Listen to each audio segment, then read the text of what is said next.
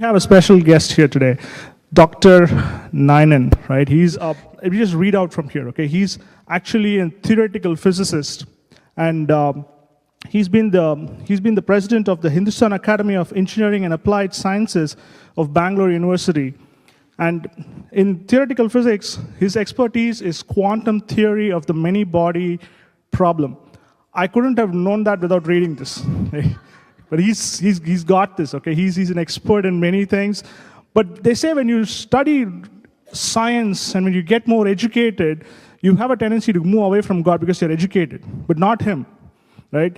Even though he's got all these accolades and he's got all this scientific knowledge, he grew closer to God. And his work on Christian theology is remarkable. And he's authored over 200 books. And his father is actually a freedom fighter, a Christian reformer. His brother is a well-known theologian and is a former chairman of the World Council of Churches.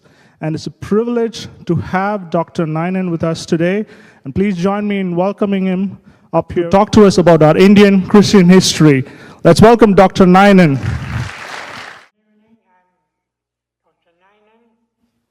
Privilege of coming and talking to you about some problems that we have in India in terms of the ministry of Apostle Thomas.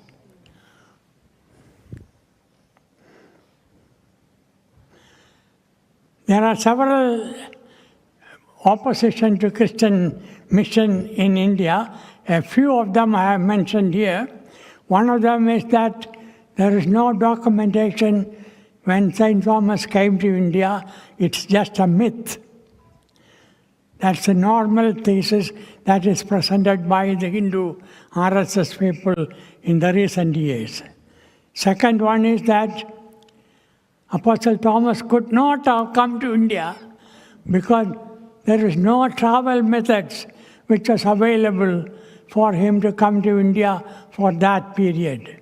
And that is in old days.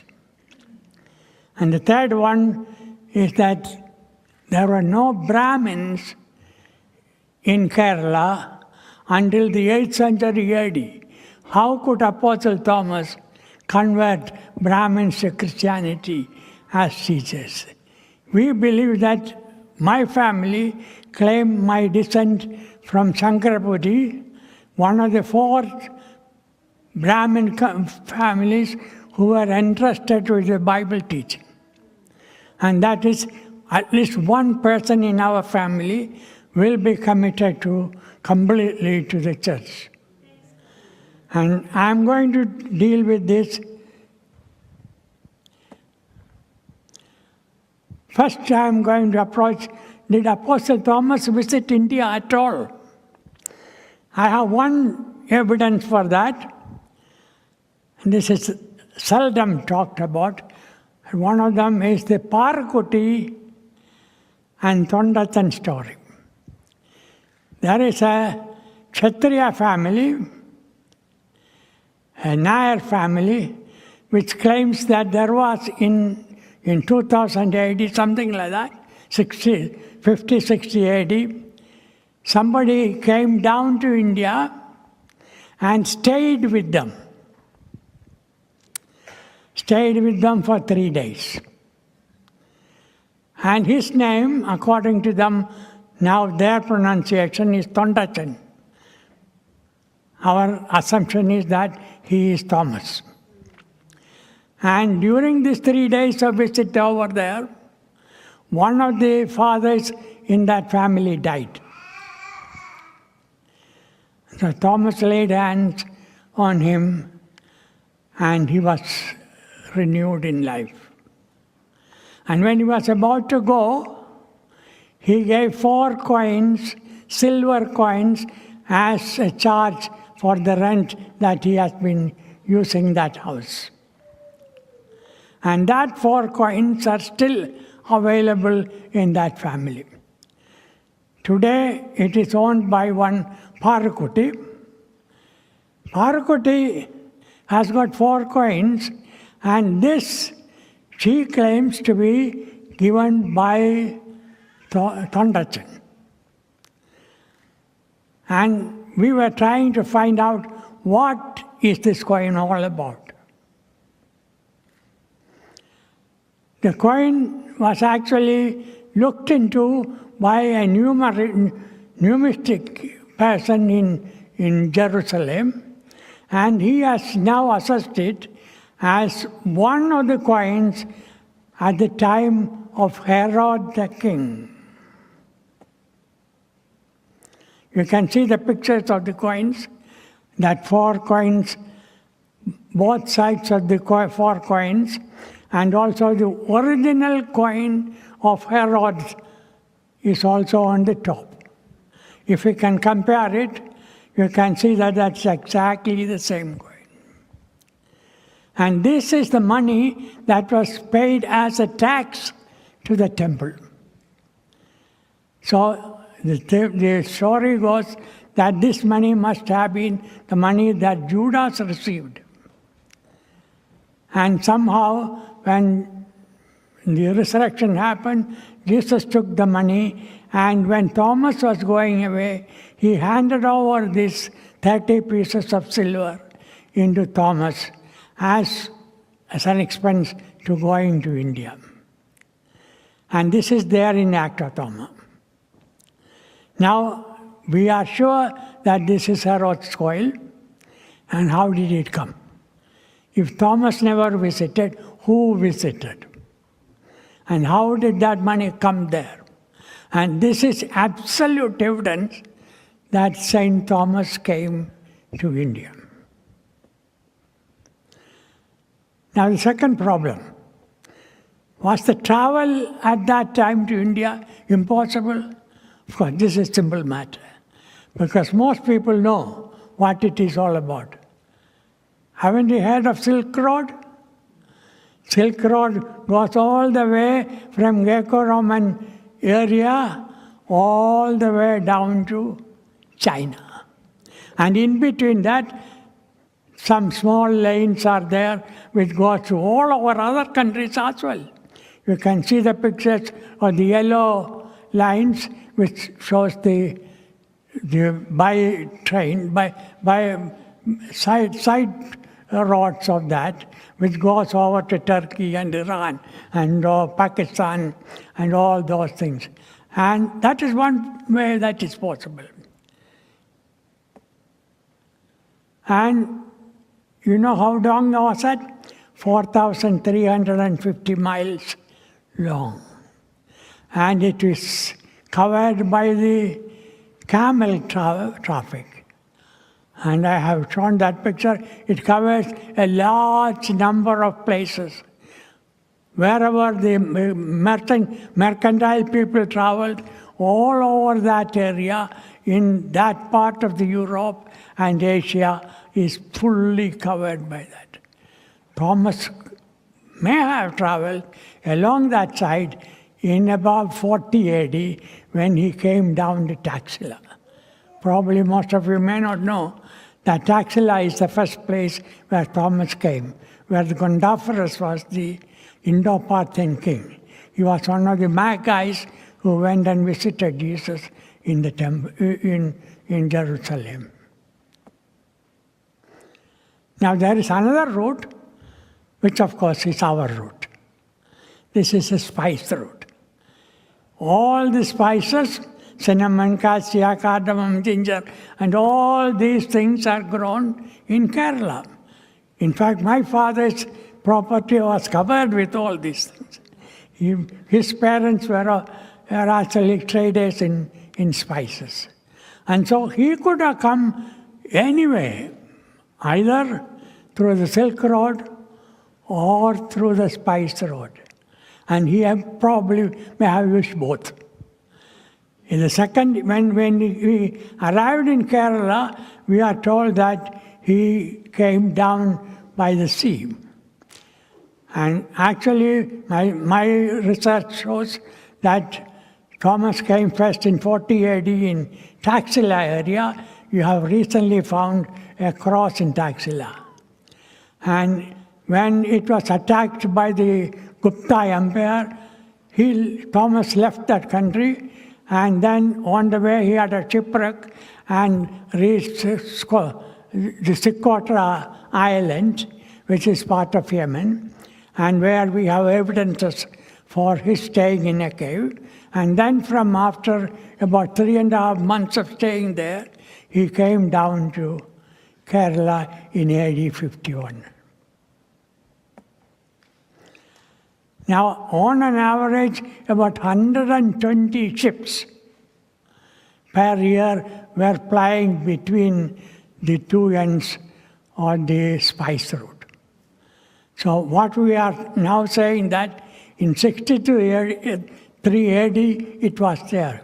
So he could have traveled in 50 AD or 60 AD, 40 AD, whatever time is needed. He could have freely traveled, just like as we take a plane from here to Bombay. Now, the Pattanam is now being excavated. Pattanam is known at that time as the port Mucheris. You know, Mucheri means, Mucheri, split lips, 3 lips. So that's a river that is going into it.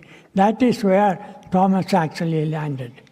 And there they have found out a large number of Roman coins and Greek coins.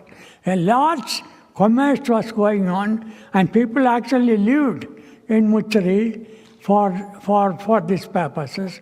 And there was a flourishing trade between all over the world. It covered China until Greece. And this is the Pattanam is in the middle of Kerala. And potteries were also discovered in that. So he could have taken any of these two routes. Now we are going to 3. Is there any evidence that Thomas was there through this history? Yes. Every year, practically, somebody or other were coming to visit Kerala. And there is a lot of documentation which gives the story that Thomas or Christian community as a whole were present in India as a whole, Tamil Nadu and Kerala and elsewhere in India.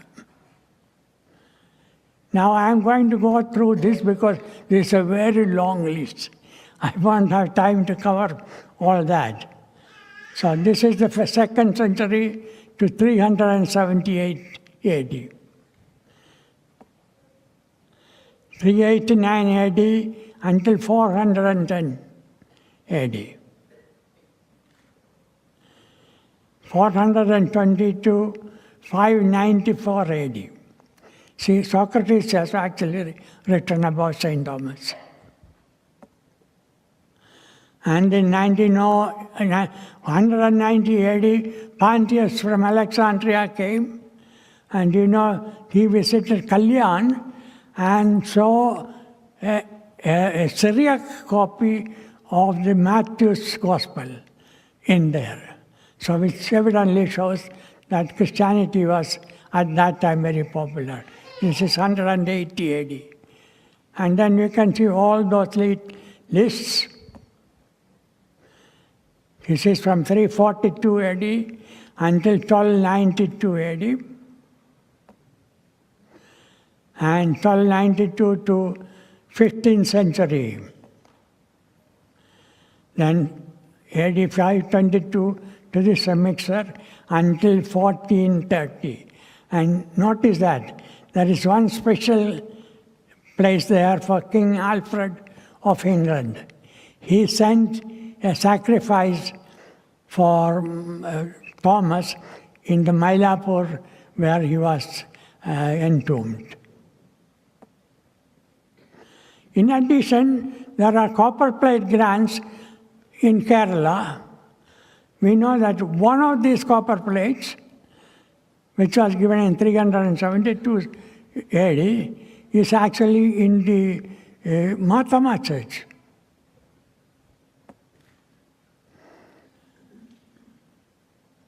Now, the excavation in the in the tomb of Saint Thomas also indicates many things. There is a type of stone cut out into pieces, which are typical of certain size, which is typical of the Greco-Roman culture. And this is a part of the thing which were used for burying kings. And Thomas's grave is actually built in 3 levels, which is very similar to the burial place of the kings of the country. So he was given a royal burial. And as we see, King Alfred sent gifts to that place, acknowledging the history of the St. Thomas churches. Now there are oral traditions. What is oral traditions usually carried through? See, when Moses was asked Moses was told that he is going to die before entering into the land of Canaan, what did he do? Moses therefore wrote this song, that is the whole history of Israel, was written in the form of a song, and taught it to the children of Israel. And this is what being transferred from hand to hand, because if it is given in the form of a song, it's easy to remember and easily handed down. And this is exactly what Moses did, and this is exactly what St. Thomas's group did. One of the first converts of Thomas was called Ramban Thomas. Ramban only means teacher Thomas. Ramban Thomas was one of the first Brahmins who got converted. He wrote the activities of St. Thomas in a story, in a song. And it was originally written in Tamil. And when Malayalam came in 600 AD, somebody another Ramban Thomas transferred it to Malayalam. And when I came here, I saw that my children have no record for it. So I translated that into English, and you can get them freely in the internet even today. This is Acts of Thomas in South India by Ramban Thomas. It is called the Ramban Pata.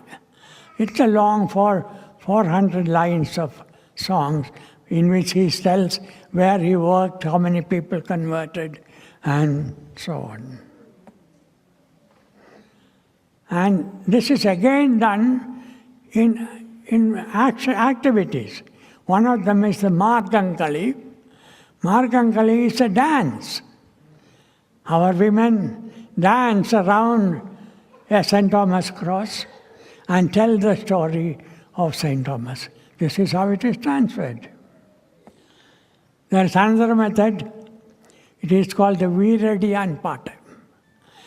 This is a song which is sung by a lower caste people in Kerala. They come to our houses and sing them with a bow. They ring the bow and start singing and acting and telling the story, both in songs as well as in words. They will exonerate it in big words and languages and all. It's a very, very nice thing to see if you have any opportunity to see that. Then another one is Parichamuttu Kali. Most of it's about 4,000 Kshatriyas were converted to Christianity. The Kshatriyas were warriors. So they had the shield and the sword. They dance with the sword, and in that they put the shield, hit the shield, and dance and tell the story. The last one is Chauta Nadagam. Chauta Nadagam is actually introduced by the Portuguese when he came. And they're dressed in all the shape, king shape and all that. They hit the ground and dance around and tell the story. So these are the ways of oral transmission. That is why we know exactly what happened through the generations without, there may be with small errors here and there, but otherwise it is very well transmitted to us.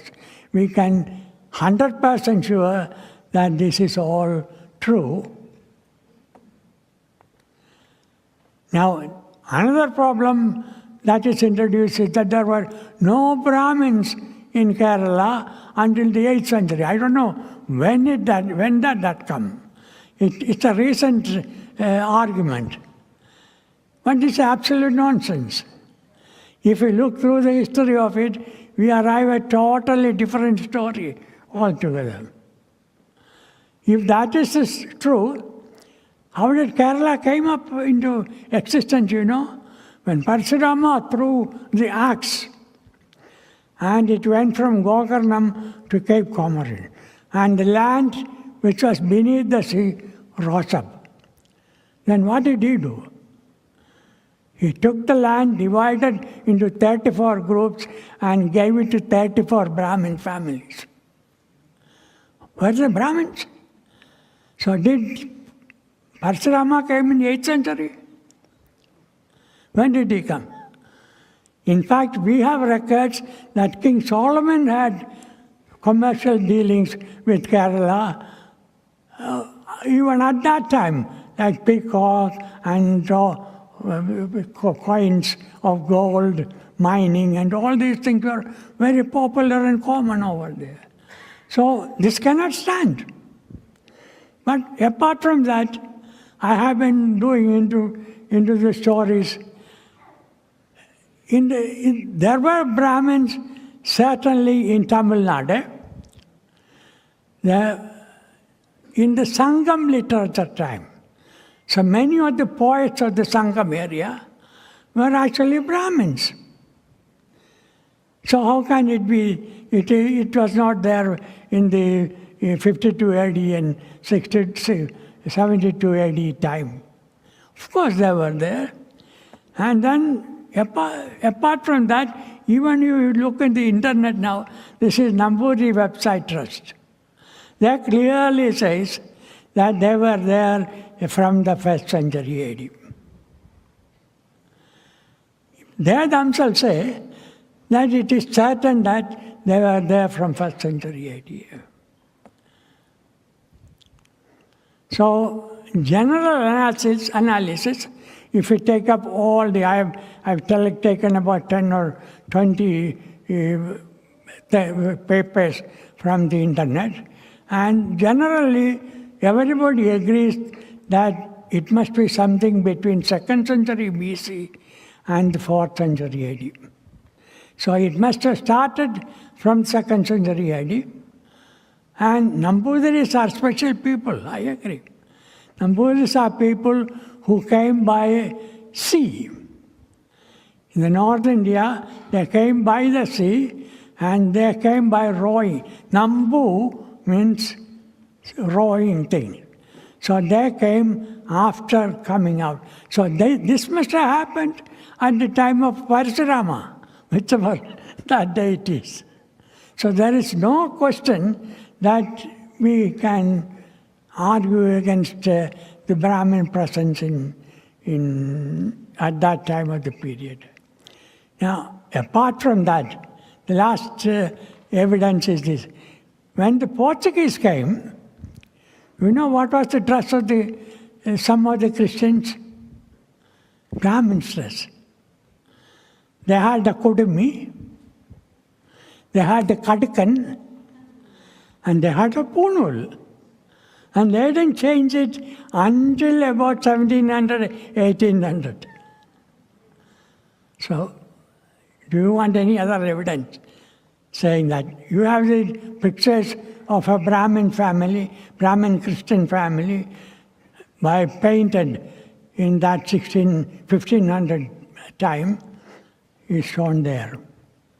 That was the dress that our people, the Brahminic caste people, because they were entrusted with the Bible.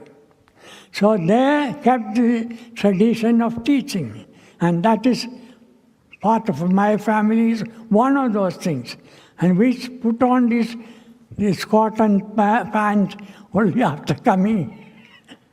We were at the Mundai. Normal things.